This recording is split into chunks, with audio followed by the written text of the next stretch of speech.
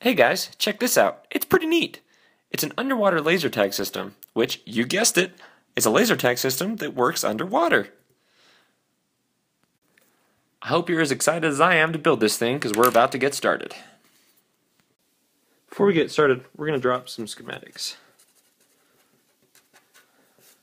We're going to start with the laser.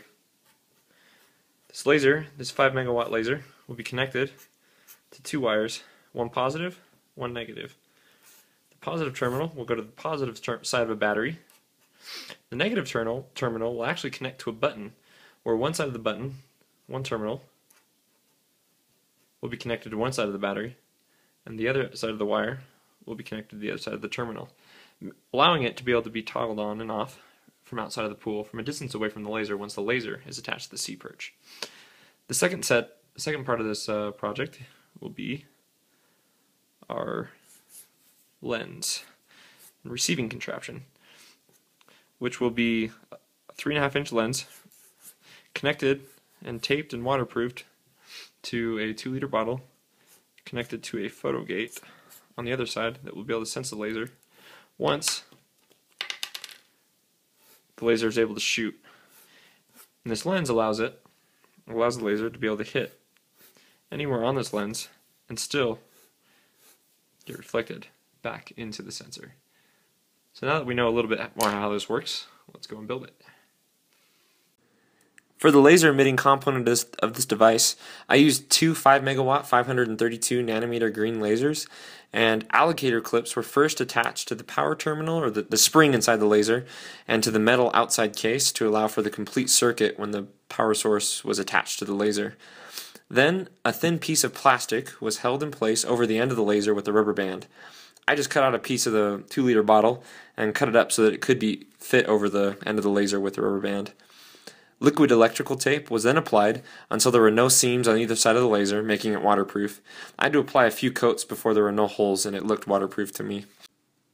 The next thing I did was solder 30 feet of wire to each end of the alligator clips, and I just stuck the bare wire inside the alligator clip and soldered it on to make sure it wouldn't come loose once I waterproofed it. I then took electrical tape, wrapped it around, then I took liquid electrical tape and applied it until I was sure that it was waterproof. In order for the laser to be able to be toggled outside of the water once the laser was attached to the SeaPerch, I needed to make a switch that could be toggled on and off outside of the water. I did this by taking a normally open push-button switch and soldering it onto one of the ends of the batteries. Careful attention was paid during this process as well to make sure that I knew which wire was positive and which wire was negative so that I could connect them to the correct sides of the battery once I was ready. After the button was soldered to the battery, I took one wire and taped it to the other side of the battery. The other wire I took and soldered to the other terminal of the push button, and I tested it beforehand to make sure that I had the right wires where they needed to go. The button, battery, and wires were then covered in electrical tape to preserve the integrity of the circuit. At this point, the laser was ready to be attached to the SeaPerch via zip ties and used underwater. So now that the laser's done, we can see that it's working above water. Let's go see if it works underwater. Look at that, the laser works underwater. You can even see the beam, it's pretty cool. Now let's move on to the sensor and see how that's built.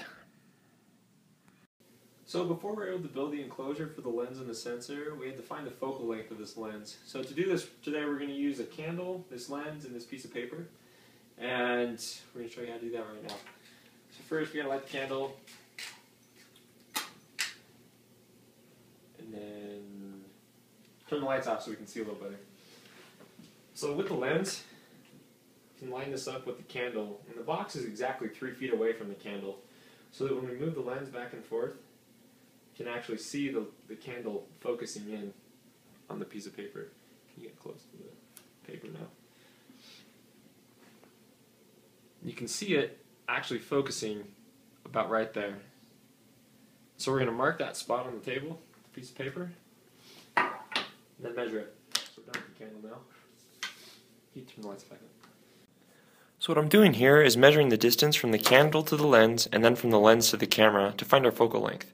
We find that the distance from the candle to the lens is 12 inches and the distance from the lens to the paper is 24 inches. Which means the numbers we're going to be able to use in our equation is 12 inches and 24 inches We plug that into the focal length equation of 1 over distance plus 1 over distance equals 1 over the focal length. We get that the focal length is 8 inches using those numbers. Now we can continue on. So after the focal length was found for the lens, a conical case was able to be fabricated from a plastic 2-liter bottle to house the lens and photogate. This was done by cutting the bottom off of the 2-liter bottle and then placing the lens inside. I then marked the edge of the bottle where the lens was touching and then took the lens out.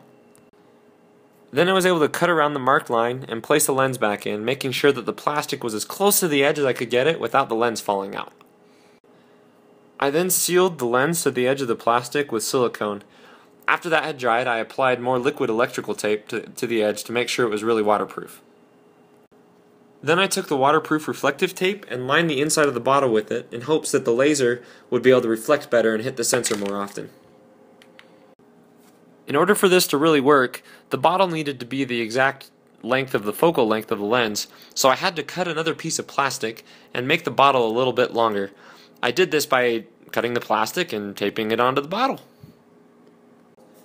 Once all this was completed and there was tape lining the inside of the bottle and it was at least 8 inches long, I made cuts running lengthwise down the side of the bottle so that the strips of plastic that were made were still attached but could bend together to make a cone.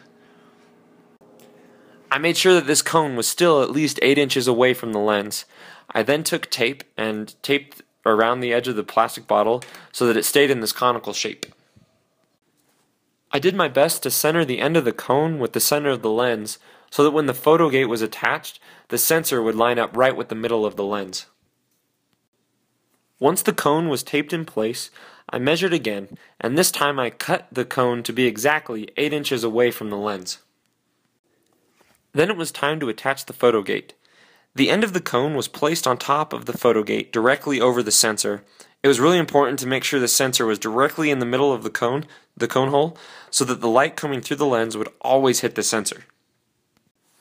The photogate was then taped to the cone using the waterproof electrical tape and covered in a Ziploc bag to help keep it even more waterproof. The Ziploc bag was then rubber banded to hold it on, and more tape was applied.